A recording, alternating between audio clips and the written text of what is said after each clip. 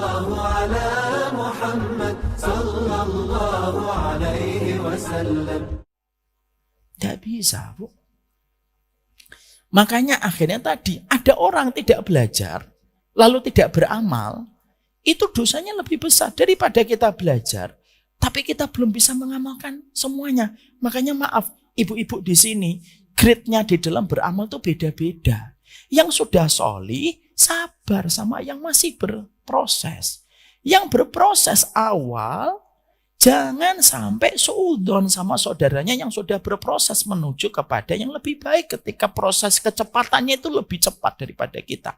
Kalau dua-duanya dijaga, kondisi majelis ilmu itu nyaman sebagaimana keluarga. Tidak perlu bagi yang sudah senior itu, lalu akhirnya merendahkan kepada saudaranya yang masih berproses. Supaya keluarga kita dalam ilmu itu kayak keluarga kita dalam keluarga, Bu. Menciptakan kehangatan dan keramahan. Jangan sampai orang yang baru belajar merasa terintimidasi, dan yang sudah senior merasa dia senior. Baru datang. Berapa lama ngaji? Baru 2 bulan, Bu. Kamu belum tahu saya ya? Emang kenapa, Bu? Saya 30 tahun. Ustadznya sama saya lebih tua saya. Ini namanya, tahu Bu, namanya songong. Ini boleh gitu.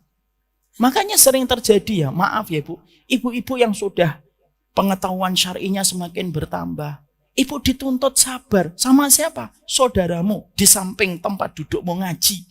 Kamu sabar enggak sama saudaramu yang masih berproses? Oh, ternyata dia belum bisa mengamalkan ini. Ya sudah, pelan-pelan.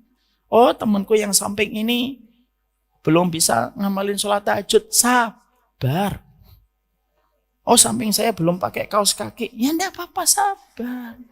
Saya enggak nuduh ya, Bu. Karena proses ilmu itu prosesnya harus dihormatin. Enggak, insya Allah di sini semuanya pakai kaos kaki, insya Allah. Tapi yang kita harus pahami itu proses. Supaya apa? Supaya masjid dan supaya majelis ilmu itu menjadi tempat yang nyaman bagi orang untuk belajar. Dan tidak ada lagi intimidasi ketika orang itu belajar. Mengamalkan bagi yang mampu dimudahkan, maka istiqomahlah. Bagi yang berproses, jangan kamu tertinggal terlalu banyak kecuali kamu berproses. Dan maaf ya Bu, ada orang yang lebih solih duluan gagal masuk neraka, dan ada orang yang telat di dalam dia berproses tetapi masuk surga. Tahu kisah ini? Tidak tahu. Saya ceritakan dalam hadis riwayat Bukhari. Ada 2 orang pasangan, Bu. Ada 2 orang pasangan, sahabat. Maka yang satu solih banget, yang satu pelaku dosa.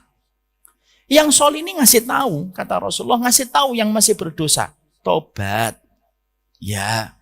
Maksiat lagi. Tobat. Iya. Tobat. Iya ya. Iya-iyanya ini versi saya ya Bu. Dia menjawab iya. Akhirnya yang solih, kata Nabi, yang solih ini tidak sabar. Ketika sahabatnya itu masih suka melakukan maksiat. Kenapa? Padahal Ibu, kalau kita sedang berilmu, Allah itu terkadang uji kita dengan orang yang paling dekat dengan kita. Ya atau tidak? Ibu tadi gini-gini sudah menunjukkan iya. Ya, maka diuji dengan orang yang paling dekat. Orang yang paling dekat tetap bermaksiat. Apa yang terjadi, Bu?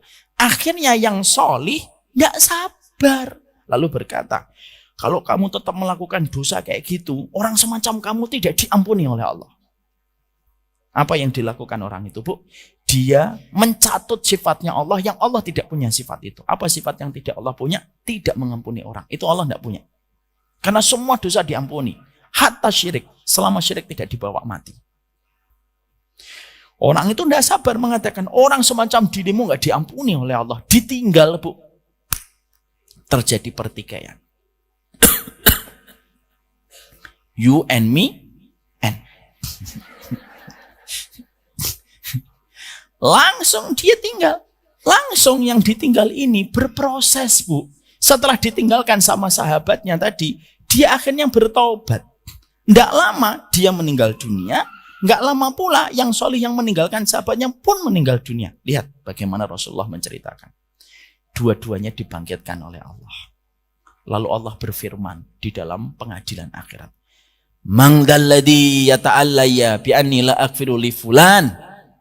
Siapa manusia yang gegabah berani mengatakan kepada sifatku bahwasanya aku tidak mengampuni hambaku. Orang yang solih tadi yang pernah mencatut namanya Allah itu datang kepada Allah. Saya ya Allah, faqad ahbattu amalaka. Aku hapuskan amal kebaikan. Karena Allah paling marah, Bu. Kalau sifatnya dicatut tidak sesuai dengan apa yang Allah miliki. Adapun yang bermaksiat tadi, Bu, yang akhirnya bertobat di ujung kematiannya, justru diterima tobatnya dan masuk surga. Kita itu tidak tahu, Bu, akhir kehidupan seseorang. Makanya saya mengharapkan majelis taklim hari Kamis ini nyaman. Yang sudah berhijab syar'i nyaman. Karena kita punya komitmen kepada sunnah. Yang baru ngaji nyaman. Saya itu kalau ngaji di Delatinos itu nyaman.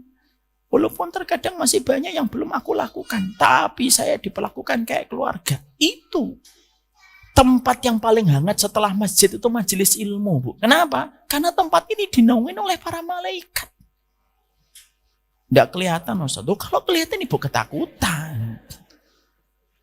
Jadi ini yang menjadikan kita harus paham.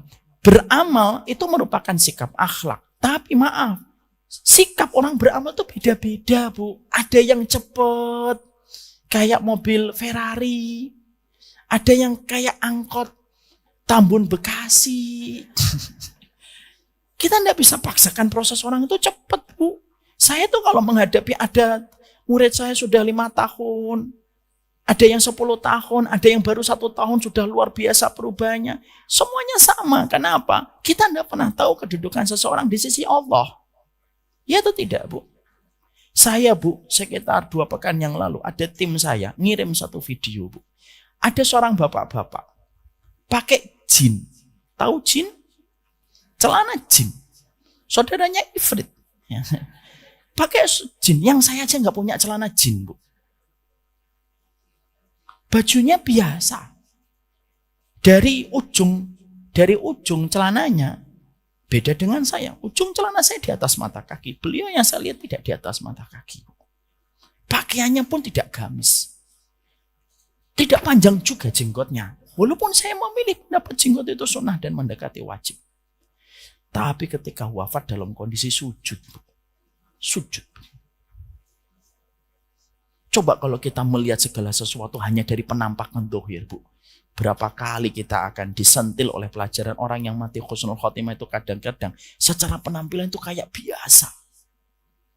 Tapi bisa jadi memiliki hati yang bersih. Kaget saya. Jadi di situ akhirnya kita memahami. Kadang-kadang ada orang, Bu, secara dohir penampilan itu mungkin masih ada yang kurang syar'i. Iya. Tapi bisa jadi tertutupi dengan hatinya yang bersih. Atau bisa jadi sebaliknya dengan saya. Saya penampilannya syar'i, tapi mungkin ada kekurangan-kekurangan di dalam masalah penampilan hati saya. Kan kita tidak pernah tahu. Kenapa ngaji kita akhirnya menstandarkan kesolehan hanya dohir? Walaupun tetap dohir itu penting. Syar'i itu tetap penting. Tapi maaf. Bukan berarti akhirnya kita suka meremehkan orang hanya gara-gara kekurangan 1 dan 2 perkara dalam masalah dohir ketika dia belum mengerjakan karena ada satu alasan yang tidak bisa dia lawan.